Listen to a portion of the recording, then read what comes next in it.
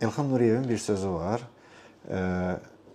Bir haşiyə çıxım. Çox adam onu polkovnik kimi tanıyır, amma əslində Elxan bəy professordur və bir neçə elmi kitabların müəllifidir. Onun bir sözü var. O həmişə deyir ki, müharibəni ordu yox, xalq qazanır. Xalq udur.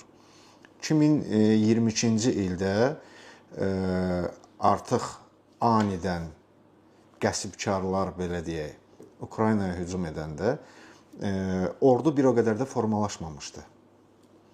Yəni anidən bir hücum, yəni Krım hadisələrindən sonra, yəni bir növ düşünülməmişdi, yəni ağla da gəlməzdi. Bəlkə kimlərsə də gözləyirdi, amma xalq bixəbər idi. Anidən bir hücum və xalq həqiqətən geri çəkilmədi. Buna biz şahidik İrpin hadisələri, Buça, xalqın yerli Qastomel, bəli, yerli əhalinin mərdliyi, dirənişi, yəqin ki, siz o prosesləri məndən də yaxşı görmüsünüz, bəlkə içində də olmusunuz o hadisələrin.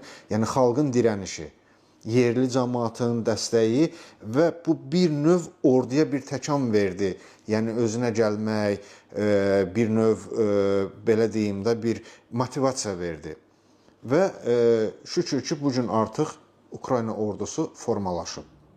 Bu bütün dünyaya bariz bir nümunədir. Heç kimin də buna şübhəsi yoxdur.